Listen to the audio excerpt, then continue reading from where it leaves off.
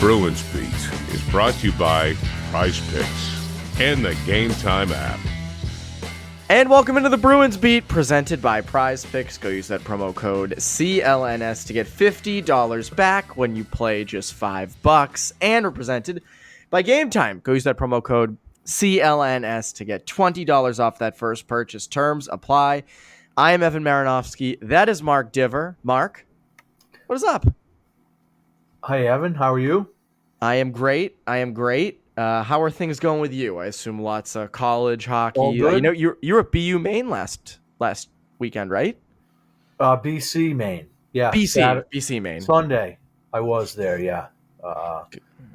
I was at Northeastern Providence on a week ago. I've been doing the college thing. Getting around hockey. Tonight, I'm going to Quinnipiac Brown.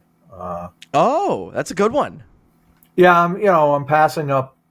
It'll be a historic occasion at the AMP with Matt Patra's first American League game, but I'm going to bite the bullet and go watch Pelosi and Gronwald, the future of the Bruins in some ways. Yeah, they are the future bees. That's for sure. It's a fun time of year. I know. We were together last weekend at New England Sports Center watching the Mass State tournament, which was very fun. It was a good event. Lot of New England Sports Center stuff. Land of the Bruins, though, a little turmoil right now would be the right word. Just sort of uneasiness, and it's been that way for a month now. Like we're fully in. We're a month in, and we're recording this after the Bruins lost 7-2 in Dallas. Ugly loss after a nice win on Tuesday with that 3-2 come from behind in the third period win over St. Louis, which came after a really bad outing against Ottawa, which came after an overtime win against Calgary. And you get where I'm going with this, of just sort of the ups and downs of the season so far. Where are you at right now with everything? Well, I think I'm like a lot of people. I don't really know what to make of all this. The ups and downs of recent weeks are not something that we've really experienced in watching the Bruins over recent years. The last 2 years, especially, when they started out really hot and piled up a bunch of wins, and by mid-November, where we are now, it seemed like we were just waiting, counting the days until the playoffs started. And that is certainly not the case right now. Are they just not a very good team? Well, they aren't a very good team at this point. I think it's fair to say that. But is it because the talent isn't there? Is it because a lot of guys who have been good players are not playing well right now? What is it? I can't say I have any answers. I don't think anyone does at this point. It's been kind of baffling the way this has gone. It's just not something we used to. This is how other teams live. It's not how the Bruins do it. But no, maybe it is. Maybe we need to get used to this, like the Patriots. Like, all right, time to have some normalcy. I'm surprised. I continue to be surprised because coming into this year, I thought this roster would be better. I think where I'm at right now is you sort of look at the roster as a whole, and guys are just underperforming, and they've consistently underperformed throughout the year. And your guys that you needed to be stalwarts have not been. Your secondary guys like a Trent Frederick, who we'll get into in a little bit, your Morgan Geekies, your Brazos at times just haven't been there. And I think it's you have to wonder, like, okay, have those guys just overperformed the last couple years, or is this the outlier? Is they just having a bad year and it's just all happening at the same time? And I think that's where you wonder about roster construction, where it's like, okay, maybe this team just isn't very good. And we'll get into that later. But again, you look at the lines and you've got, Geeky up with Zacha and Pasternak. And what was the one thing we said after last year? Like, you can't have Morgan Geekie on your top line. He's a good player, but that's why you went out and got Lindholm, and now that's the case. And now you have Marchand with Brazeau and Lindholm on that second line. And like, what can you chalk that up to? I think that's the biggest thing is like it's just underperforming across the board. 5-on-5 scoring, power play is dreadful, penalty killing is bad, taking too many penalties. Again, Elias Lindholm doesn't have a goal in the last like month or since the start of the year. Has 2 assists in his last 7 or 8 games. And some of that obviously, yes, is chalked up to, he's not playing with Pasternak at the moment. But I also just haven't noticed him being a difference maker. And, you look across the board and it's not just him. And you can't fire the roster. Like, they can't keep running this team back every night. They can't, because nothing's changing. I tweeted it out. I said that game against St. Louis should have been a season-correcting win, where you build off there. All right, you know what? We came back. Montgomery was kind of on the hot seat. We're back. And you respond with a 7-2 loss. I know Dallas is better. You and I talked about this after they played Dallas the last time. I know Dallas is better, but like they're not 5 goals better. They're there's more of a fight in this team, isn't there? And it just isn't there at the moment at all. So they fell behind early last night, and they're down 2 goals, but I like the way they played when it was 2-0. They got a goal. They were right in it. And then the second period happens, and all of a sudden, it's like they got run over. I don't know how to explain what went on there in that second period, and it just got worse and worse. They didn't get any saves. They didn't stop anybody defensively, and they didn't make any life difficult for at the other end for Dallas. I don't know how you explain that.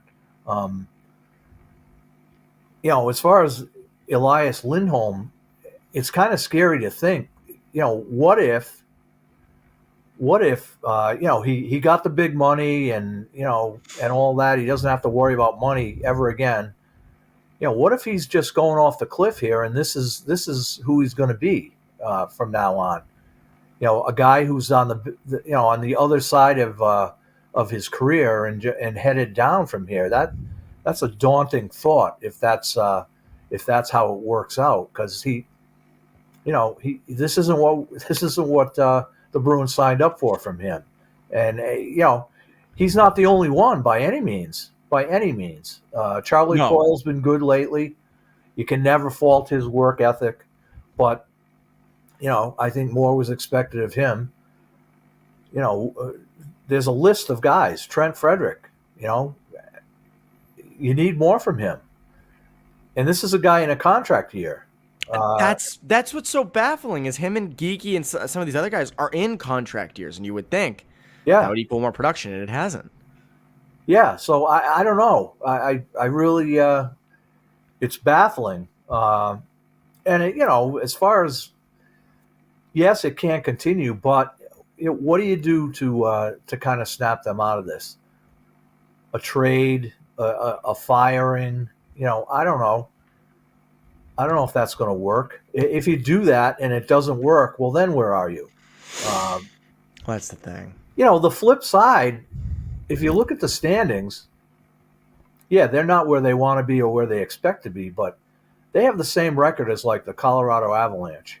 I don't know what's going on in Denver, but I don't think anyone's talking about like firing the coach out there. Well, they've had a million injuries. They have had a million injuries. The Bruins have not.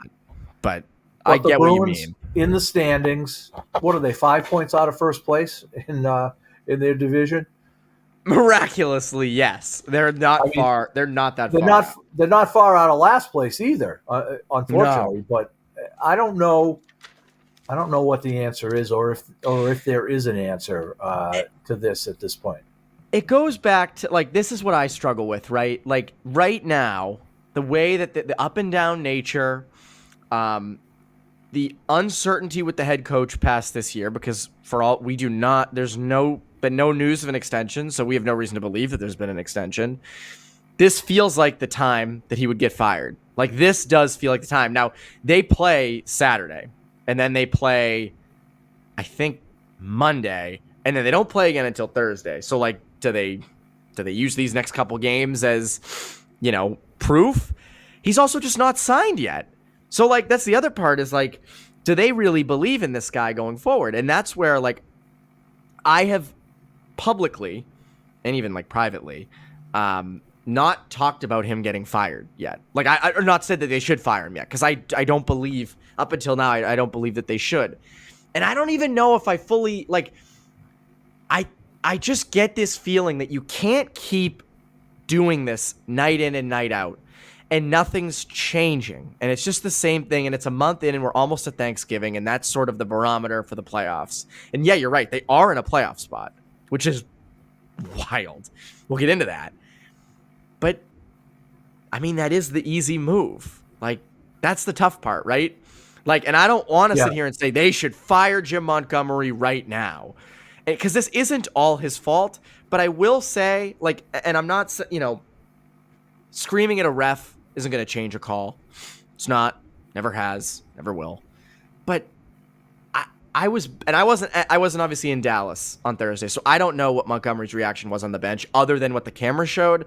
But what the camera caught after they changed Carlo's hit from behind from a major to a minor was him just kind of up against the glass going, all right, come on, power play. Like, I would expect a coach, especially one in this position, where it ain't going right, this team needs a spark badly, and there's not that. And I'm not saying, like, again, yelling is not going to do anything, but it's like a manager getting tossed out of an MLB game. Like, it shows the team something, and I haven't been seeing that at all recently, and it doesn't help his case.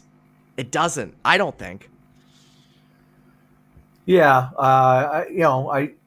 you like to you like to see a coach go all Don Cherry on the referee, but I think if you're the coach, you got to weigh whether that really helps, and when you're a team that looks to be in a very fragile state right now, the Bruins, does airing out a referee, does that make the situation better, or does that, I don't know, how does that affect the team? Does it make it better?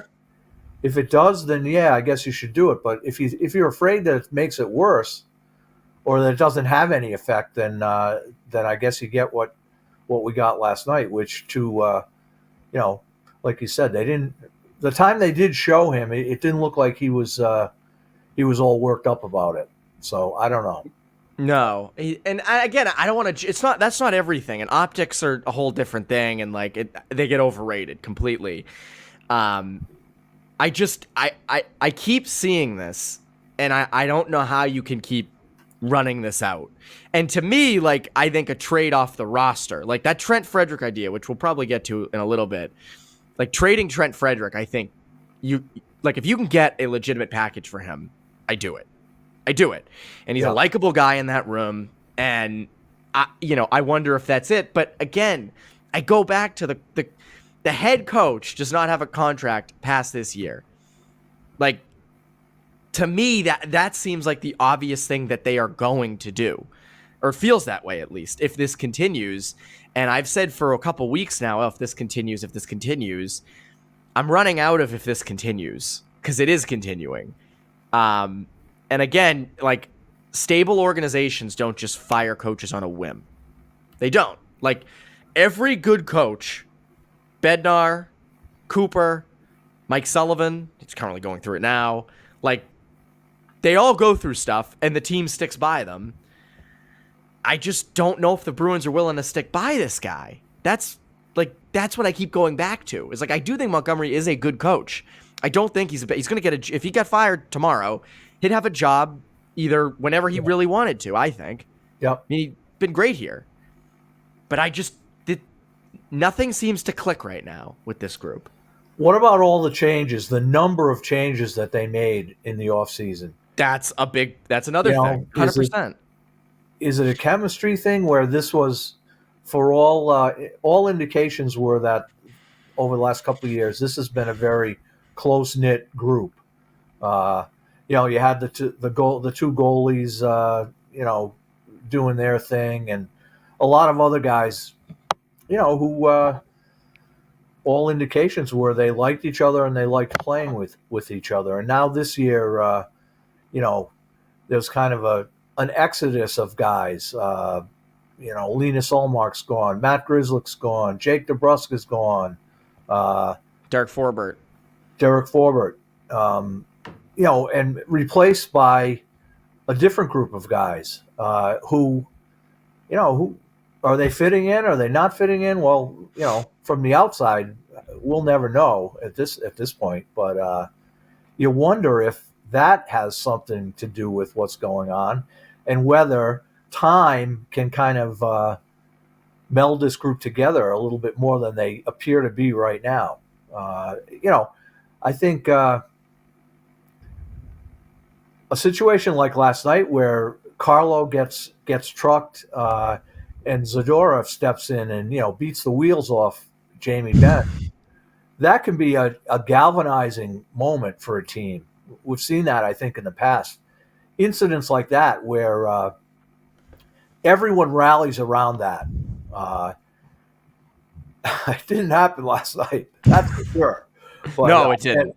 And Zadorov, I mean, not to pin it all on him, but he was awful in last night's game.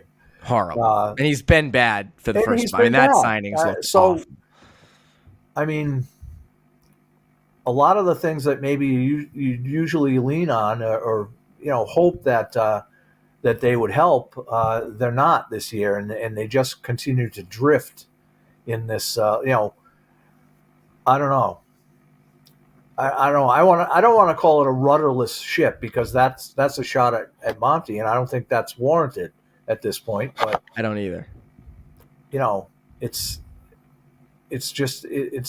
baffling. It's a mystery how a team that appears to have a good roster is not playing that way, night in and night out. Once in a while you get it, but not often enough, not consistently. They're better on paper, I think, than they were last year. I that's what's baffling. I want to continue this, especially the part about roster construction. But first, quick word from our friends over at PrizePicks. The leaves have fallen and the temperature is dropping, but you know what that means. Hockey season is finally here. And there's so many ways for you to get in on the action and win up to 100 times your cash with as little as 4 correct picks on PrizePicks, as you and the world's best players take the game to a new level on the ice, gridiron, court, and much more. PrizePicks is the best way to win real money this hockey season. Which players are going off? Which ones aren't? Make your picks in less than 60 seconds and turn your sports opinions into real money all season long on PrizePicks. Sign up today and get $50 instantly when you play $5. You don't even need to win to receive the $50 bonus. It's guaranteed.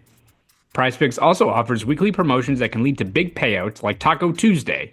Each Tuesday, PrizePicks discounts select player projections up to 25% to provide even more value for your lineups. PrizePicks invented the flex play, which means you can still cash out if your lineup isn't perfect. You can double your money even if one of your picks doesn't hit. PrizePicks now offers Venmo for quick and easy deposits and withdrawals into your account this sports season.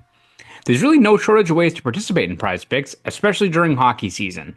This week, I'm picking David Pastrnak for more than 0.5 goals and Nikita Kucherov for more than 1 assist.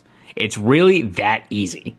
So download the PrizePicks app today and use code CLNS to get $50 instantly after you play your first $5 lineup.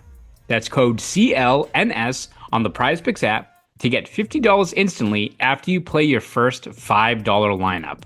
PrizePicks, run your game. So you mentioned Nikita Zadorov and the signings as a whole. I mentioned Lindholm, and they're underperforming. I mean, especially those two. I mean, Zadorov is nothing like what you needed. And again, it's been a month. So, these are long contracts. Lindholm started hot, has completely cooled off. I do wonder if we get to, or I think we already are at a point where you're questioning the GM and you're questioning the moves that were made in the offseason. We have said numerous times you can't build your team through free agency. Now they're not building the core of their team through free agency, but Lindholm was brought in to be a top line center. Zadorov was brought in to be a top 4 left shot D man who, gave you all these different elements of a game. And a month in, you have Montgomery questioning Zadorov's ability to learn a system and coachability. And you have Lindholm, who has, again, they really haven't been able to find the perfect spot for him. And again, it's a month in, but again, like what you mentioned, does Lindholm look all that different from what Charlie Coyle gives you? Like, that's what I continue to go back to, is like, is he that different from what you had last year with either Lindholm or Geeky or Zaka down the middle? No, he isn't. He hasn't been, at least. Right. So that is concerning. Like, that genuinely is concerning. And again, that's a long contract. And it's cheap. We always said, like, if, that money will look good when he's a good number 2 center in 4 or 5 years. Not going to look good if he's an average number 2 center right now. That's not so good. But, Ty Anderson mentioned on NBC Sports Boston the other day the idea of Montgomery sort of being a human shield for roster inefficiencies. And I don't know if Sweeney and Neely are intentionally doing that, but let's say they fire Montgomery tomorrow, right? Let's say Montgomery's gone and Jay Leach comes in, or Joe Sacco gets promoted. I assume there will be a boost, but what if a month from then they're kind of back to almost 500 again? Like, that's the other part of it too, where it's like, all right, well, then there's real issues with this roster, and you have guys like Lindholm locked up for a long time and Zadorov locked up for a long time. And then you got to ask some tough questions about other parts of the roster. Like, what are the chances that it might be that? Well, as far as Jay Leach and Joe Sacco, I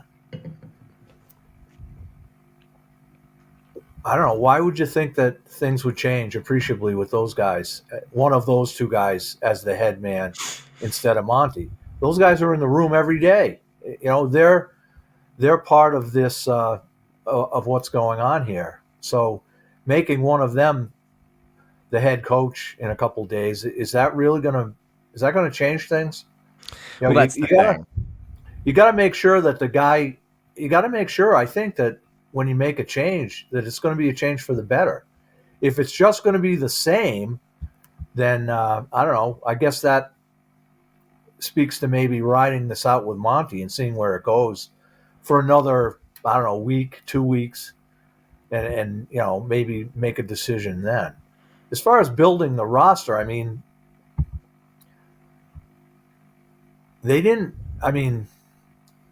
Zadorov and Lindholm were the best, I believe, the best guys available, or at least near the top of the list. I don't know. The Lindholm signing, I was completely on board. I mean, that you had to do that. You had to. Yeah. Who should was there somebody else out there that they should have signed instead of him? I don't think there was. I don't think there was. And Zadorov, I mean, I think the fans and many in the media have been pining for a guy like him, since Big Z left, the other Big Z. A guy that can step up like last night and just pound somebody. And now they got him. And he's playing poorly right now, without a doubt. I think he would. I heard a little bit of video of him after last night's game, and he was not hiding from it. How poorly he played last night. He was not hiding from that. No. So I don't know. They kind of, in free agency, it's not like everyone's available. There's a certain number of guys available, and you do the best you can with it.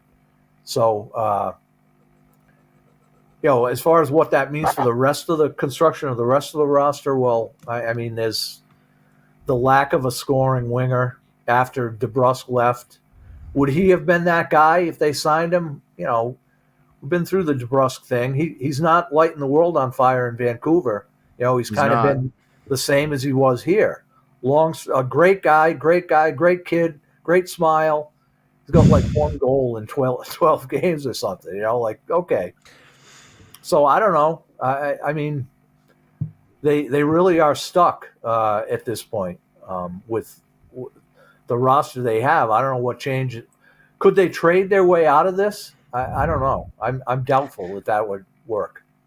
Yeah. I mean, you'd make a trade now to shake up the roster. You and I talked about this with Trent Frederick, where you know, whether it's for Vetrano or you do a Tanner Janot like deal where you get like 3 picks back, where it's like, 2 seconds and a third, or a first and a third, whatever it is. Like, I'm for that, by the way. Like, I am, because I don't know if they're going to re-sign him at the end of the year. I don't know if it's worth keeping him around. I love the idea of what Frederick can bring. The consistency just isn't there. It hasn't been there. And I do wonder if this is the time where, you've got to, deal him. And, in terms of like, if you feel that this roster is not good and it does need to be retooled, and they're headed for sort of a 2014-15 type thing, which is not good when you have guys like Pastrnak, McAvoy, Swayman locked up. And I don't think they think that they're headed for this. But if they end up having to do that, Marchand's in the final year of his deal. And if this team continues to be kind of a miss, and I'm not saying they should do this, and they won't. They will not do this. This is not them. They're not going to trade their captain. But if you really did want to retool things and you wanted to be bold, and they were 500 and out of the playoffs comfortably come February, like, Marchand would get you a first, a top like, you would get something legitimate for him. A team would want him for the playoff run. But again, I still don't think that's what you do. I'm just saying, like, if you truly want to trade your way out of it, that's probably how you would have to go about it. Well, this has no, it's neither here nor there in terms of what's happening right now, but, Bruins followers of a certain age, like me, go back to, right around this time in 1975. The Bruins were kind of in this, middle of, one good night, one bad night. They turn around and they trade Phil freaking Esposito, Phil Esposito. And they get back, Brad Park and John Rattel, and they were all set for like the next 7-8 years. That massive trading an icon in the franchise, it worked. I don't think you can make a trade like that these days. No, because back then there was no salary cap. There was none of that.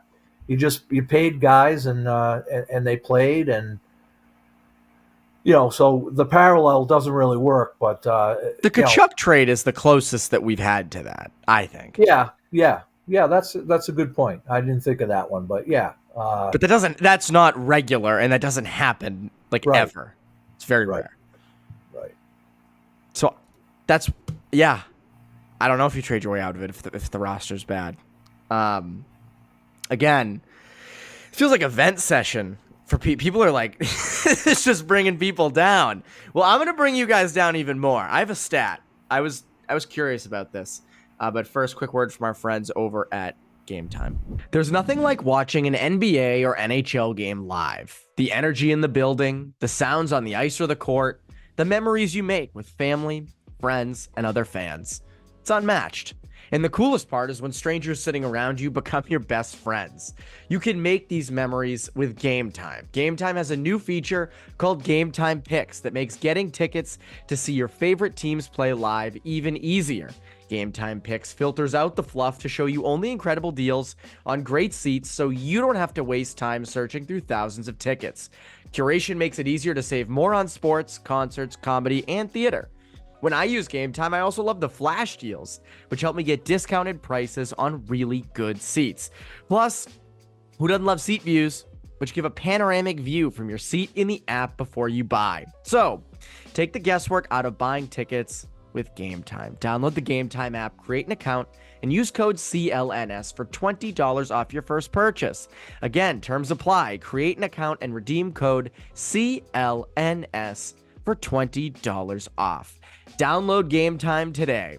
What time is it? It's game time. Now, back to the show. So I was curious. Bruins are 8-8-2 at the time of recording this. Again, up and down completely. And I was wondering, I was like, how are they doing against teams that are currently in the playoffs versus teams that are not? So they, again, 8 wins, 8 losses, 2 ties. I'll read these off. 8 wins, 2 have come against teams in the playoffs. And it was LA and Toronto. The 8 losses, 6 of them have come against playoff teams. 2 were against non-playoff teams in Nashville and Philadelphia. They also have they beat Philly the next time they played them. They've not played Nashville since. And then the 2 ties were non-playoff teams, or not 2 ties, but 2 overtime losses, Utah and Ottawa, 2 teams that are not currently in the playoffs. So again, you have 2 of your 8 wins are against playoff opponents as of now. 6 of your 8 losses are against playoff opponents as of now.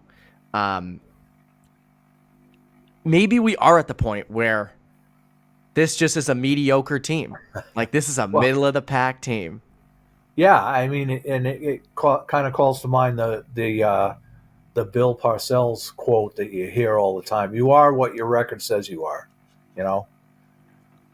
It's there. I mean, yeah. Teams that you would think that they would beat handily, it's not happening. So, you know, it's not a good sign. It's not a good trend. No. And, I mean, even look at, like, obviously, even if you're the best playoff team in the world, you're going to lose to playoff teams throughout the course of a season. That's not the point. But, like, you know, lost to Florida both times. Lost to Dallas both times. Lost to Carolina by 6 goals. Lost to Toronto in a kind of a helpless game last week. Fall to Nashville, who might get James Haggs. They're that bad. And so, you know, you only beat LA beginning of the year. You squeak one out against Toronto at home. All that, like, yeah. You're right. You are what your record says you are, and maybe they are just a mediocre team. Like, I don't want to believe that they're going to be I look at this roster. I think they're better than that. They should be, at least. The fact that they're getting their doors blown off by legitimate Stanley Cup contenders like Carolina and Dallas and, you know, Florida, the first game. Yeah. It's just, you know, it kind of tells you they're not a contender, not right now. So I don't know. It's a bad spot to be in here on November 15th. It is. And that's why, like, I get the whole, like, oh, they're in the playoffs. They're still in it, this and that. And I understand it, and that's terrific. They also have played 3 more games than Tampa, who's right behind them. And I look at this, and you're right. Getting blown out by Carolina, blown out by Dallas, blown out in the first half against Florida to open the year. Like, and then it comes down to this, Divs. Like, and this is where I think it gets a little scary, is you look at Pittsburgh, right? So yeah. Pittsburgh is free falling at the moment. That team is, I don't know what they're going to do, because you have all these vets, and I don't know if you don't really have many high-end young guys coming up. Bruins are an interesting spot because you have a young core. You have Pastrnak, you have McAvoy, you have Swayman. You do have Lindholm. You both Lindholm signed. You have some others, obviously. So, like, blowing it up is not the move. Blowing it up is dumb. Do not do that. But I do wonder if you look at this year as a retool, where you sell your spare parts at the deadline, you recoup some picks, maybe get a roster player or 2, and try to reload for next year or the year after. You know, Washington did that 2 years ago when they traded Orlov and Hathaway. I wonder if we're at a similar spot where, do you trade Frederick? Do you trade Geeky? I think it's worth. Do you explore Marchand? Maybe it's on November 15th. It's too soon to really embrace that as a way to go. 100%. But it's certainly worth considering. If you could do that and get some assets that would help you not only say next year, but in the following years, if you got some draft picks. The thing with Washington, and I don't, their coach was an assistant coach in Providence, and I'm not going to say they let him get away because he got offered a head coaching job in Hershey, so of course he took it. But I don't know. What if he had stuck around? Would that have changed things? Probably not. But it's just kind of an interesting thing to ponder. If Spencer Carberry hadn't left after 1 year, would things have changed at all? Probably not. But we can wonder. We can. It's like a draft pick. What if? You're right, though. I mean, you had him in house.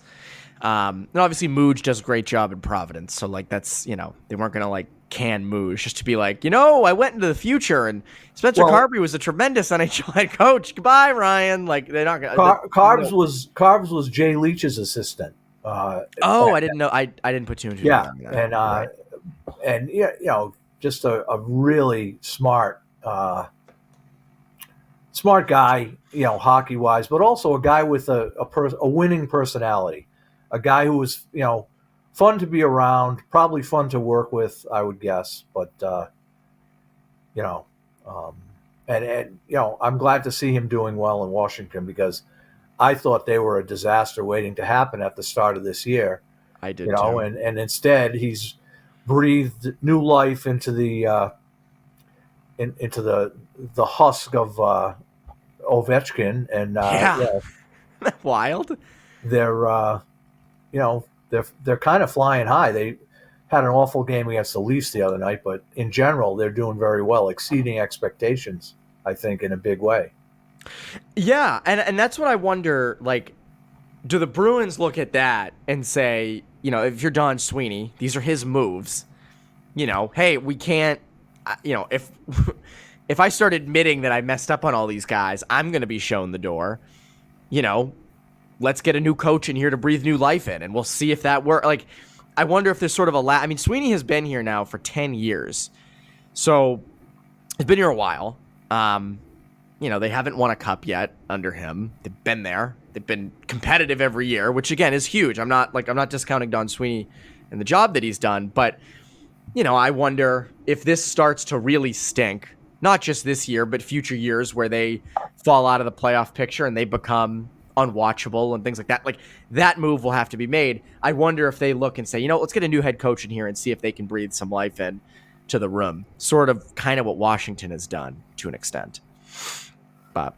Yeah, well, that would be something that it might come to that unless they get a little spark here in the next few days. Not to mention the next few weeks. It's you got to think that,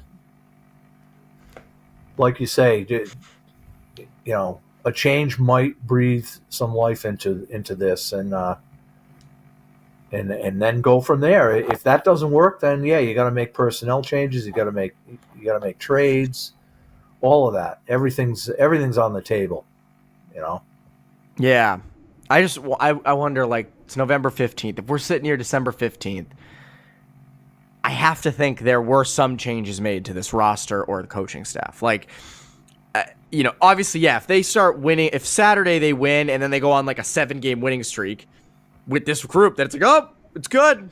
They're finding their game. They're putting it together. But if they don't, I wonder how different the group, if at all, if they look in a month. If you look at the upcoming schedule, there's a lot of opponents coming up that, if the Bruins were playing better, you might look at them and figure they were layups, that they can make some hay over the next few weeks.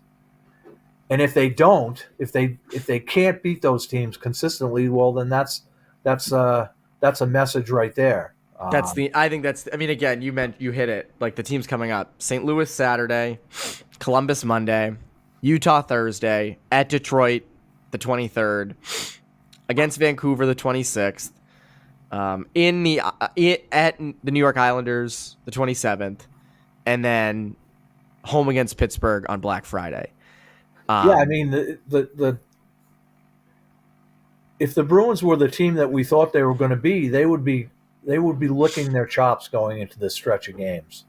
Yes. Instead, they're right down there with a bunch of those teams in the standings, and it's not. There are no guarantees of any that they're going to go on any kind of a run and be able to handle those teams at this point. Yeah, no, I agree. So yeah, not the most uplifting Bruins beat, not the most to give, but I think people feel this way. So that's where I think we're right to talk about these things. Yeah, and discuss big picture stuff. I agree. Part of the deal, and people looking to maybe they can bring this guy up or bring that guy up and give them a spark. I don't see that. Happening really. I don't think there's anyone in the minors that can provide that, unfortunately. So no, anyone who's I looking agree. down that avenue is probably going to be disappointed. Yeah, I don't think one's coming up that's just going to light the team on fire. And by the way, another person who left this offseason was Jacob Lauko. Jakob Lauko was gone. So that's another one. Another integral piece. Divs, as always, it's a blast. It's a pleasure. I know you've got you have your Ringside, Rhode Island, a lot of Providence Bruins musings. You'll have stuff for us at New England Hockey Journal coming. You just talked to John Muse, right? I did, yeah. So that'll be the man who. There's a lot of guys out there who love hockey and love playing hockey. John Muse loves it more than just about anyone. Isn't he like 36? He's 36. 2 NCAA championships, Beanpot championships, East Coast League championships. He's played in China. He's played in Russia. He's played in Denmark. He's played all over this continent, and he's still at it because he loves it. It's miraculous. He loves it. Yeah. Falmouth Zone, John Muse. He'll probably make a great coach someday, I would think. Right? Maybe. I don't think he's looking at quitting anytime soon. That's the thing. He keeps going. Good for him. So you guys can look forward to that. And yeah, that's Bruins Beat. That's Mark Divver. I'm Evan Marinofsky, Bruins Beat listeners. Have a great rest of your week.